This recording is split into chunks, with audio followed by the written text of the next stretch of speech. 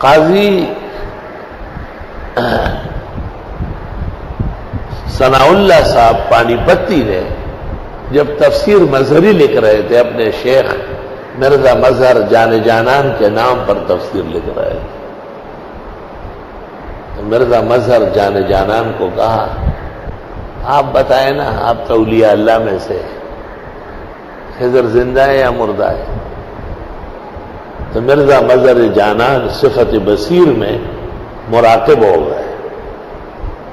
صوفیاء کا ایک تناؤ دور ہوتا ہے صفت بصیر سے، اور کافی دیر بعد ہوش میں آئے اور فرمائے میں نے خضر علیہ السلام سے ملاقات کی، میں نے ان سے پوچھا، انہوں نے کہا میں مر چکا ہوں لیکن میں مرے ہوئے لوگوں سے افضل ہوں۔ ہمارے ایک ساتھی تھے، وہ ڈیر خا جواب ہے، کنڈورے پریشان سو میں ڈیر خا جواب بڑھتا ہوں۔ مطلب یہ کہ دنیاوی موت اگر آئی بھی ہے تو حق تعالی جل وعلا نے ان کو ایسی زندگی اور ضرورت حیات کی عطا فرمائی کہ گاہ بگاہ دکھائی دیتے ہیں۔ اس سلسلے میں چند واقعات مجھ پر گزرے ہیں، وہ آپ کو سنانا چاہتا ہوں۔ سب سے پہلے واقعہ یہ تھا کہ میرے جو بھائی زمین پر تھے، جو پہلے سے یہاں لوگ رہ رہے وہ جانتے ہیں، 2 سال پہلے 1 سال پہلے مر گئے، اس کو سانپ نے ڈسا تھا، اور ہم ایک جگہ لے جا رہے تھے جہاں پر سانپ کے ڈسے کو دم کیا جاتا ہے۔ میری والدہ صاحبہ بھی تھی، وہ بہت رو رہی تھی۔ بس کو رکوایا ایک مسافر نے، اور نیچے اترا ایک آدمی، اور اس نے میری والدہ کو کہا کہ اماں آپ مجھے 3 دفعہ کہے کہ اس کو دم کریں، اور پھر اس نے دم کرنا شروع کر دیا، اور میرے بھائی کو کہا سیدھا واپس گھر جاؤ، سکورتا نہیں ایس مار مار نیچے ختم دیا، وہ بالکل ٹھیک ہو گیا، یہ اکھڑاس پانے گا بس واپس گئی چھتا درگاہ تا لڑ نشی فقیر بابا دروان التا دم دیر مشہور گرا گئی۔ یہ ایک واقعہ تو اس زمانے میں جب اسکول پڑھتا تھا، اور بھائی کو چونکہ سانپ نے ڈسا تھا، وہاں ایک مزار ہے فقیر بابا علیہ الرحمت، وہ عام مزار ہے، جیسے قبر ہوتی ہے، درخت کھڑے ہیں، وہاں ٹیلا میلا کچھ نہیں، کچی قبر ہے۔ ان کے جو بزرگ ہیں آس پاس وہ دم کرتے ہیں، اس سے آرام ہو۔ اس نے کہا پریدئی فقیر بابا نور فقیران نہ کھولے زئی کھولتا۔ دوسرا، یہ مینار ہم اس طرف بنا رہے تھے اور کنواں ادھر کھود رہے تھے، اور ہم بہت پریشان تھے۔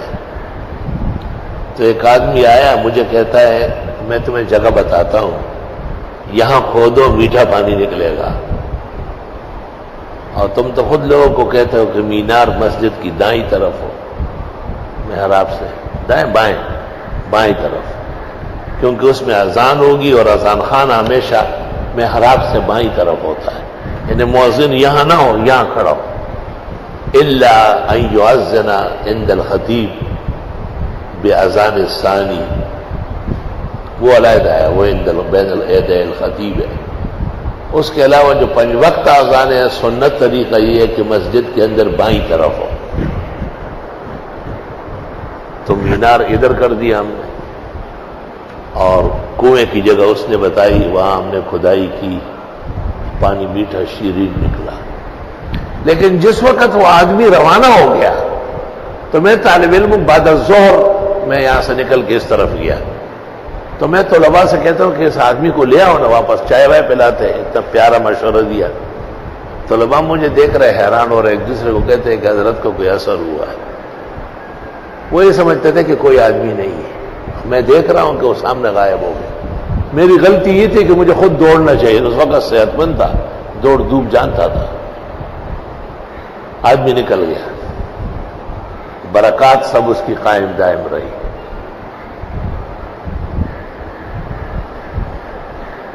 ایک جگہ میں امام تھا، وہاں یہ زرگر برادری آباد ہے. ان کے کچھ لڑکے میرے پاس آئے کہ ہمارے والد صاحب کو 14 سال ہو گئے جو لیٹے ہوئے، پیشاب پاخانہ وہی کرتا ہے. پورے گھر میں انسانی غلاظت کی ایک تعفن ہے، اور میری والدہ تقریباً دیوانی ہو گئی خدمت کر کے. اور ڈاکٹروں کا کہنا یہ ہے کہ یہ بچے گا نہیں، اور اسی طرح 50 سال بھی رہ سکتا ہے لنگڑا شل ہو کر. ایسی کوئی تدبیر جائز ہے کہ یہ مر جائے؟ کوئی انجیکشن لگائے، دوا دے دے. میں رابعہ یا خامسہ بنوری ٹاؤن پڑھتا تھا اور بڑا حیران ہوا کہ ایسا فتویٰ بھی لوگ مانگ سکتے کہ باپ کو خود مارے اگرچہ بیمار ہے. میں نے کہا یہ میرا کام نہیں، میں تو استاد سے پوچھوں گا، وہاں جا کے بنوری ٹاؤن سے پتہ کروں گا. تو میری ایک عادت ہے کہ کچھ اور باتیں بھی کر لیتا ہوں. میں نے کہا کاش کہ کوئی دنیا میں قابل عامل ہوتا، اس کا کام تھا اس کو اٹھانا. جب علاج معالجہ کام نہ کرے تو عملیات کام دکھاتی ہے، لیکن افسوس کے عاملین میں انسان کا بچہ نہیں ہے اور سارے الو کے پٹھے. اس طرح کوئی دو چار برا بلا کہا. میں اس لڑکے سے بات کر رہا ہوں اور ایک مہمان آیا اور سامنے وضو خانے میں اس مسجد میں بیٹھ گیا اور وضو نہیں کر رہا ہے، مجھے دیکھ رہا ہے. جب وہ لڑکا نکل گیا تو وہ وضو کر کے میرے پاس آئے سے ہاتھ جھاڑتے ہوئے. مجھے کہتے ہیں کیا ہو گیا، بہت ناراض ہو؟ سارے حامل تو ایک جیسے نہیں، کوئی اچھا والا بھی ہوگا. میں نے کہا کبھی دیکھا نہیں، دیکھوں گا تو معافی مانگوں گا، آئندہ ایسا کہوں گا ہی نہیں. اس لڑکے نے کیا کہا؟ میں نے تقریر کی، گھر معلوم ہے. میں نے کہا چند باتوں کی پابندی کر سکیں گے؟ میں نے کہا بالکل، جو آپ کہیں گے کروں گا. کہ پہلی بات یہ ہے کہ اس گھر میں جب جائیں گے، جب تک میں بیٹھوں گا اس وقت تک نہ کوئی چلے گا قدم لے گا، اور نہ کھانا پینا، نہ شربت، نہ چائے، نہ اس کا کوئی تذکرہ ہوگا. میں نے کہا میں ان کو پابند کر لوں گا کہ جب تک یہ مہمان آپ کے والد کو دم کر رہا ہے، خبردار کے کھانے پینے کا یا کوئی فرد آیا اور گیا. دوسری بات یہ کہ تم میرا نام پتہ نہیں پوچھو گے، مجھے کہہ رہے ہیں. تیسرا یہ کہ آپ وہاں بیٹھے رہیں گے، جب میں حدود سے نکل جاؤں گا تو آپ اٹھیں. تو مجھے کہا کوئی بے ادبی تو نہیں ہوئی، ان میں کوئی خلاف شرع بات ہے؟ میں نے کہا نہیں. تو قرآن شریف لے آیا، مجھے کہا اس پہ ہاتھ رکھ کے کہا ہے. جب قرآن شریف لے آیا نا تو میں نے پیشانی پیٹی. میں نے کہا سکھ صاحب اقتدار بلا شاید دیکھو پورا طاقت ہے وہ سر دیکھو پوئی دے رہا ٹول کار دے اس کا ہی اور زی اتڑ لگ اس قرآن پہ ہاتھ رکھے. میں نے ہاتھ رکھا. کائے کے لیے ہاتھ رکھا ہے؟ میں نے کہا جب تک آپ وہاں تشریف فرما ہوں گے تو نہ کوئی کھانا پینا آئے گا، نہ کوئی چائے شربت کا پوچھے گا، نہ کوئی فرد بشر آئے گا، کوئی قدم نہیں لے گا. دوسرا یہ کہ میں آپ کے نام پتہ نہیں پوچھوں گا. اور تیسرا یہ کہ جب تک آپ غائب نہ ہوئے ہو میں اٹھوں گا نہیں وہاں. پھر مجھ سے پوچھتے بے ادبی تو نہیں، آپ خفا تو نہیں ہوئے؟ یہ تو آپ کو عجائب دکھانے کے لیے ہو رہا ہے. مجھے کہ چلے؟ چلے. قریب جگہ تھی، 5-10 منٹ میں ہم وہاں پہنچ گئے. اس کے بیٹوں کو بلایا باہر. میں نے کہا اور کون کون ہے گھر میں؟ کہا امی ہے. میں نے کہا سب بات سنو میری. یہ ساری باتیں ان کو ایک ایک کر کے بتائی اور ہم اندر داخل ہو گئے. جب اندر داخل ہوئے تو وہ ایسے پنجوں پہ ہو گیا اور اس کو کہتے ہیں یہ کونا توڑو، یہ کونا توڑو. ہر کونے سے کمبل نکلتا ہے، اس میں سڑا ہوا گندا گوشت کا پھینکو باہر. اور جب میں نہیں دیکھتا ہوں تو میری طرف دیکھتا ہے ایسا. اور وہ شل جو پڑا ہوا تھا اس کو کہتے ہیں اٹھو اٹھو. 14 سال سے پڑا ہوا تھا. وہ اٹھا, کہا دیوار پکڑو, دیوار کے ساتھ ساتھ چلو.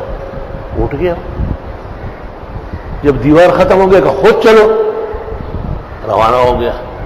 اس کے بیٹے کو کہا تولیہ, صابن, جوڑا لے جاؤ, کپڑا, مسجد میں نہلا کے اور 2 رکعت پڑھوا کے حضرت کی مسجد میں اور یہاں لے آؤ. وہ چلا گیا. میں بیٹھا ہوا ہوں, یہ بھی بیٹھا ہے. 15-20 منٹ میں واپس آ گئے. مجھے کہتے ہیں کوئی طاقتور خیر کا عامل نظر آیا؟ میں نے کہا بالکل. میں رونے لگا. میں نے کہا آپ نے بہت زیادہ احسان کیا لیکن مجھے بالکل باندھ دیا. ایس جیسے بہت غلام آپ کے پیروں میں ہوں گے. یہ ایک تھوڑا ہی ہے, دیکھیں ذرا آپ دم میں نبھا دینا. وہ یہ ایک تھوڑا ہی ہے, ایسے خدا کے بہت بندے ہوتے ہیں. یہ آپ کو دکھانا چاہتا تھا میں. اور بس آخری مجھ سے ہاتھ ملایا اور میرا سینہ چوما اور مجھے کہا میرے سر پہ ہاتھ رکھو. کہا آپ درس حدیث دیں گے, تفسیر دیں گے. اس وقت کوئی اس قسم کا نظام نہیں. رابعہ کا طالب علم تھا. یا آپ مجھے یاد رکھیں گے, آپ زبردست حافظے کا مالک ہیں اور بہت فائدہ ہوگا امت کو. میں زار و قطار ہوتا ہوا وہاں کچھ بیٹھا رہا. پھر جب یقین ہوا کہ وہ نکل گیا, واپس آیا. شام کو دنیا جمع ہو گئی. جتنے لنگڑے ہیں کراچی کے پلنگوں میں ڈال کے لا رہا ہے. میں رکشا ہی منا خار بچو ماں سے ٹیکا اسی طرح سے گڑیانوں سے رکشے کی لڑ گئے پسراڑو. اس لیے مجھ سے تو ایک قابل قدر ہستی نکل گئی تھی. بہت غمگین تھا. استاد محترم مفتی ولی حسن نے کہا کہ میری بھی ایک بہت قیمتی خاتون بیمار ہے, سنا ہے آپ. میں نے کہا حضرت اس کا سننا ہی بھیانک ہے. میں کسی دن عرض کروں گا, مجھے معاف فرمائیں. تو میرا اپنا خیال یہ ہے کہ یہی خضر مختلف رنگوں میں ہے. یہ دنیا کے اعمال کی وجہ سے نہیں ہو سکتا ہے. اتنا چٹ پٹ و اتنے طاقت کے ساتھ ظاہر کرنا. اللہ رب العالمین نے حضرت خضر کو ایسے تکوینیات کے خزائن دیے ہیں. اور ایک واقعہ اور ہے. ان دنوں میں میری ترجیح موت خضر کو ہو گئی تھی اور باقاعدہ درس کے بعد مجھ سے لڑنے آیا. مجھے کہا آپ کی شان کے لائق نہیں ہے اس طرح بات ہے. میں جی یہ تو میں نے بعض بزرگوں پہ اعتماد کیا, کل میں دوبارہ درس دوں گا اور حیات ثابت کروں گا. کہ آپ کے استاد میں کوئی ممات کا قائل تھا؟ میں نے کہا نہیں. کہا بس اسی پہ قانے رہو. میں نے کہا نہیں ہوں, وعدہ کرتا ہوں.